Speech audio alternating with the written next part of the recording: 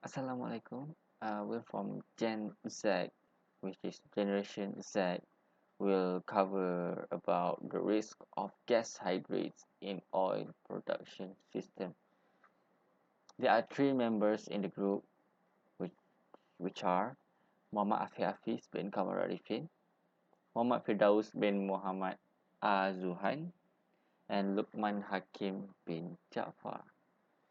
So let's continue to the first topic, which is the characteristic of gas hydrates. So, gas hydrates are ice crystallized compound that form in a deep seabed sediments which is covered by microbes. It forms when water reacts with low molecular weight gas and freezes into solid under low temperature and intermediate pressure conditions. Gas hydrates can be important to the environment as it contains twice of the carbon that contained in all reserves that has been combined, making them as potential largest valuable energy resources in the future. Other important is their decomposition of releasing large amount of methane, where it is a greenhouse gas that could affect the Earth's climate. It is also has potential danger which it may cause a submarine landslide due to releasing of pressurized methane gas and could trigger tsunami. So, um, what is hydrates? Hydrates are inorganic salts such as sodium chloride decahydrate and sodium sulfate decahydrate. So gas hydrate are ice-like crystalline materials, just like I said before, and they form at low temperature and moderate pressure. So let's continue to the risk of gas hydrate in oil production system. So petroleum gas hydrates regularly methane are crystalline solid in which a hydrocarbon is trapped in a cross segment of ice. They occur in the pore spaces between sediments and may form nodes, layers, and cements. This hydrates obviously occurs when the drilling is done at an offshore oil and gas drilling operation with an increasing water depth.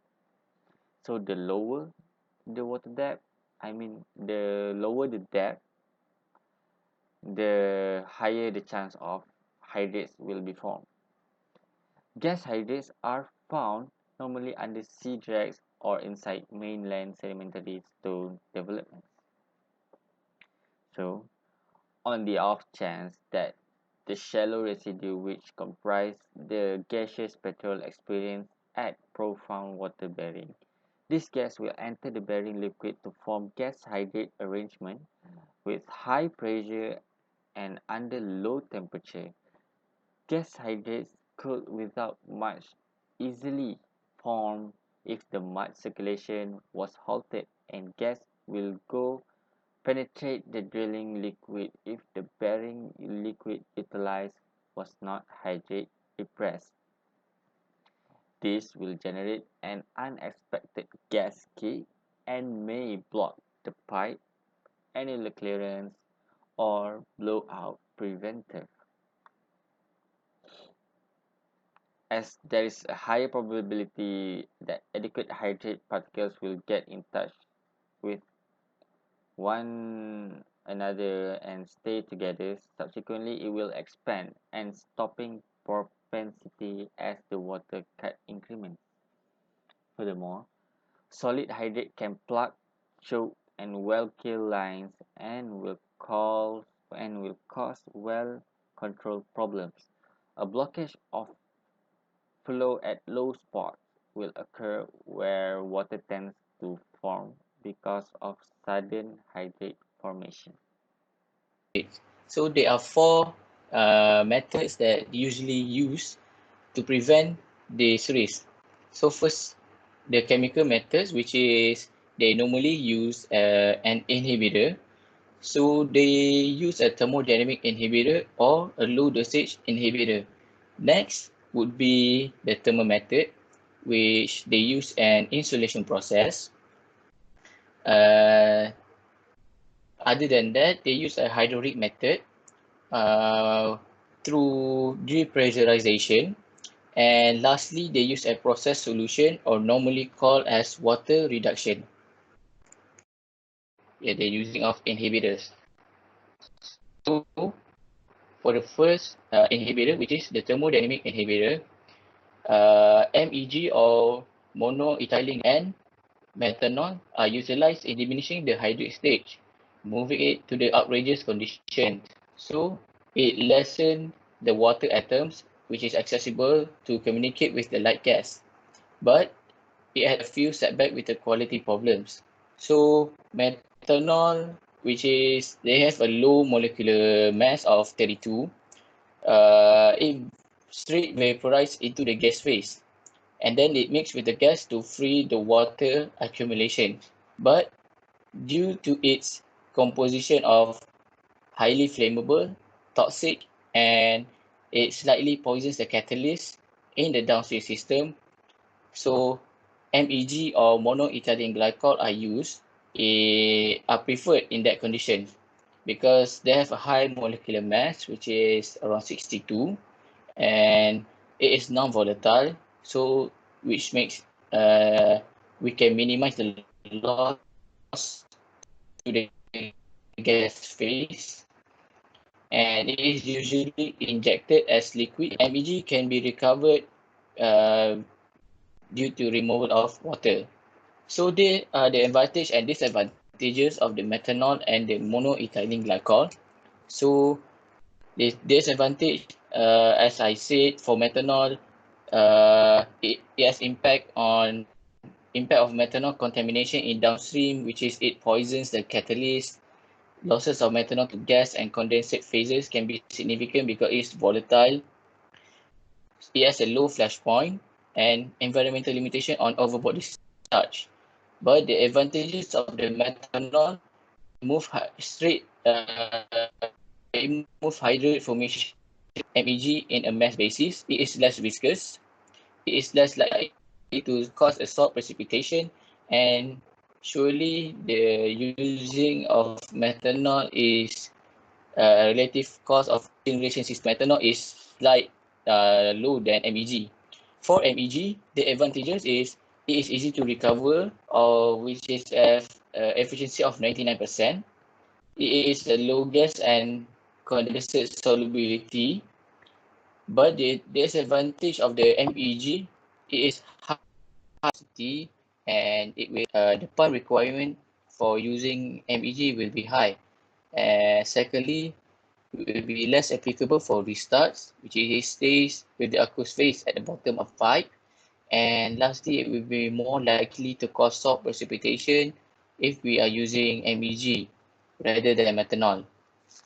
So for the second inhibitor, which is by using a low dosage inhibitor, which is called LDHI or kinetic inhibitors, it hinder the precious stone development as well as nucleation for a particular time frame.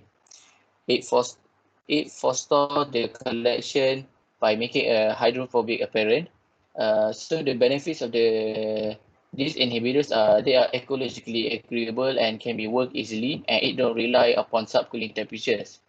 So the kinetic inhibitors or the low dose inhibitors, it prevents or delay hydrate crystals nucleation and disruption of the crystal growth. It also disrupt further hydrate crystal growth by making a cage. It makes a cage around the hydrate formation uh, to prevent the hydrate from growing, but it is not effective when the production pressure increase, and it is effective uh, in a presence or without the with or without the presence of liquid. So there are three conditional requirements or three conditional limitations uh, that the kinetic inhibitors are not as effective. So first condition would be at a natural gas pipeline where the condition it must have no liquid phase. Second, in treated wells or subsea lines where the well must not be shut in.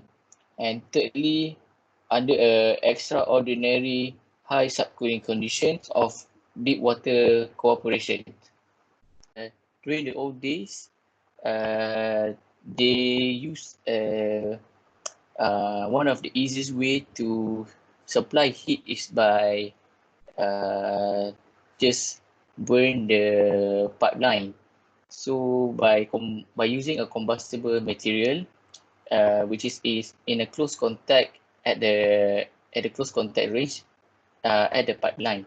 So there are a few safety issues regarding it can overheat and rupture the pipe, which may result a serious fire at the pipe. So now they use insulation method, which is pretty much they just kind of insulate the outer pipe to make the to maintain the pressure, to maintain the temperature from becoming a subcooling temperature, which is it can promote the growing of hydrate. So the purpose of insulation is to dodge heat move to the earth, and keeping up the warmth of the framework utilizing materials or liquid with low warm conductivity are the objective of the insulation. And the usefulness of the protective material was discovered utilizing stream setup. So pretty much the insulation is just a method which they cover the pipe with low conductivity properties. For the next method, which is hydraulic method, depressurization, they use a depressurization method, which is this strategy is a piece of remediation measures.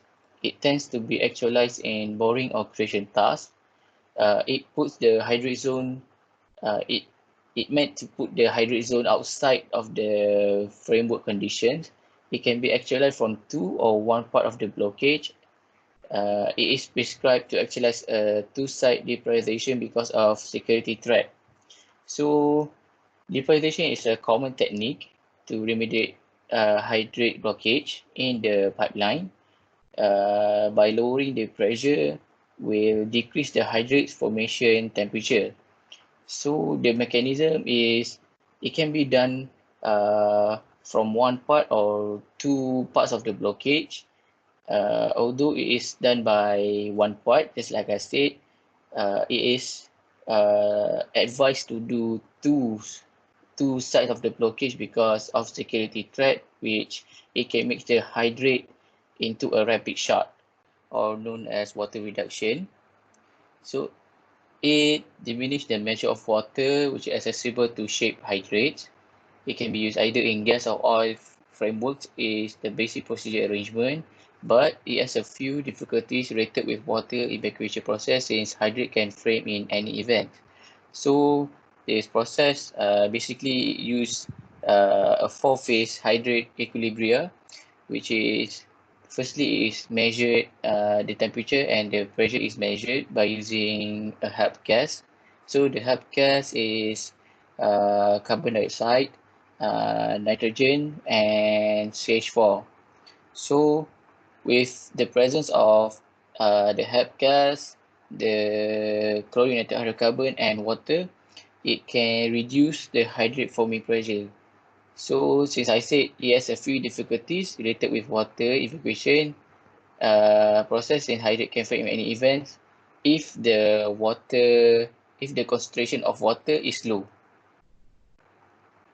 So, to conclude, the presence gas hydrates are hard to avoid. This is because the gas hydrates usually form under the sea floor that has been covered by sand, which is contain microbes that act as crusher of the methane.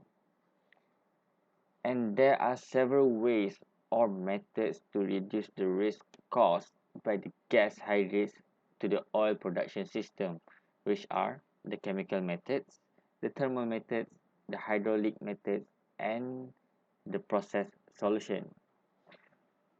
So, more reasonable to prevent hydrates blockage than prevents the formation of hydrates. That is one of the conclusion. And then the best method to prevent formation of hydrate is by removing free and dissolved water from the system. And the last one is chemical method is the best method due to its function that remove water atoms from the system.